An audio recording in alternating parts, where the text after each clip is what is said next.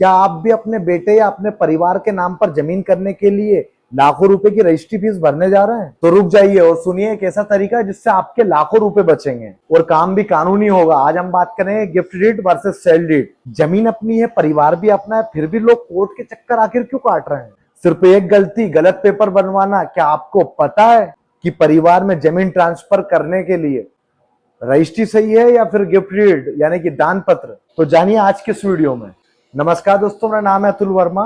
दोस्तों, अक्सर लोग पूछते हैं कि मुझे अपने बेटे के नाम जमीन करनी है या मुझे अपने किसी खास रिश्तेदार को प्लॉट यानी कि संपत्ति या कोई भी चीज या संपत्ति जमीन देना है, तो क्या मैं उसकी रजिस्ट्री करवाऊं या फिर उसकी गिफ्ट डीड यानी कि दान पत्र बनवाऊं? दोस्तों, ये एक ऐसा सवाल है इसमें लोग कंफ्यूज होकर लाखों रुपए की स्टाम्प ड्यूटी वैसे ही भर देते हैं या फिर ऐसी कानूनी गलती कर देते हैं जिसके बाद उन्हें बाद में कोर्ट के चक्कर खाने पड़ते हैं। आज के इस वीडियो में हम इन दोनों के बीच के लीगल डिफरेंस, खर्च यानी कि स्टाम्प ड्यूटी और रिस्क फैक्टर को विस्तार से समझेंगे और वीडियो के अंत में मैं आपको बताऊंगा कि आपके लिए सबसे बेस्ट ऑप्शन कौन सा रहेगा। तो प्लीज इस वीडियो को एंड तक जरूर देखिएगा। तो दोस्तों, सबसे पहले हम बात करते हैं सेल डीड की, जिसे हम आम भाषा में रजिस्ट्री कहते हैं। देखिए, सेल डीड तब बनती है जब एक इंसान अपनी प्रॉपर्टी दूसरे को कंसिडरेशन यानी कि पैसे के बदले बेचता है। अगर आप किसी अनजान व्यक्ति को किसी ब्रोकर के थ्रू या किसी थर्ड पार्टी को जमीन बेच रहे हैं तो उसके लिए तो सिर्फ सेल डीड ही बनती है।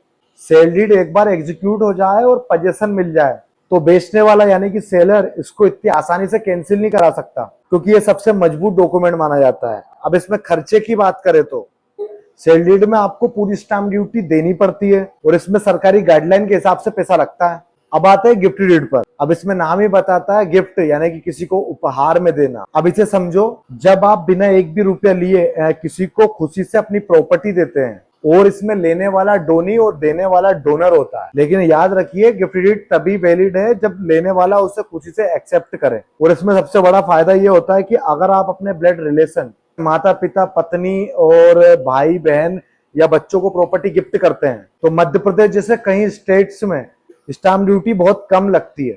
कई बार ये 1000 से लेकर 5000 तक नॉमिनल परसेंटेज होती है। अगर गिफ्ट ब्लड रिलेशन में है तो लेने वाले पर कोई इनकम टैक्स की लायबिलिटी नहीं बनती है। पर अगर किसी अनजान को गिफ्ट किया यानी कि कोई चीज 50,000 रुपए से ज्यादा की गिफ्ट की तो लेने वाले को उस पर टैक्स देना पड़ सकता है। चलिए जल्दी से इनके बीच के 5 बड़े अंतर समझते हैं। पहला, पैसा यानी कि सेल डीड में पैसा देना पड़ता है और गिफ्ट डीड में नहीं। दूसरा, स्टाम्प ड्यूटी, सेल डीड में स्टाम्प ड्यूटी पूरी लगती है और गिफ्ट डीड में ब्लड रिलेशन यानी कि बहुत कम। तीसरा, कैंसिलेशन, सेल डीड कैंसिल नहीं हो सकती लेकिन गिफ्ट डीड तब कैंसिल हो सकती है जब उसमें कोई कंडीशन यानी कि शर्त लिखी हो, जैसे बुजुर्गों की सेवा करने की शर्त। चौथा, गवाह यानी कि विटनेस, दोनों में गवाह जरूरी होते हैं। पर गिफ्ट डीड में डोनर की मानसा यानी कि इंटेंशन बिल्कुल साफ होना चाहिए। पांचवा है कोर्ट केस। गिफ्ट डीड को परिवार के दूसरे सदस्य जैसे दूसरे भाई या बहन कई बार कोर्ट में चैलेंज कर सकते हैं कि पिताजी से जबरदस्ती साइन करवाए गए हैं। सेल डीड में ये रिस्क थोड़ा कम होता है। दोस्तों, लोग क्या करते हैं, अनजान आदमी से जमीन खरीदते हैं, उसे केस में पैसा दे देते हैं और पेपर में गिफ्ट डीड लिखवा लेते हैं ताकि रजिस्ट्री का खर्चा बच जाए। लेकिन ये सबसे बड़ी गलती है। अगर मान लो कल को विवाद होता है तो आप कोर्ट में ये साबित नहीं कर पाएंगे कि आपने पैसे दिए थे और इनकम टैक्स डिपार्टमेंट इसे बेनामी या ब्लैक मनी का केस मान सकता है। इसीलिए बिजनेस डील हमेशा सेल डीड से ही करें। गिफ्ट डीड सिर्फ परिवार के लिए रखें। और ऐसी रियल एस्टेट जानकारी के लिए मुझे फॉलो कर ले। Thank you.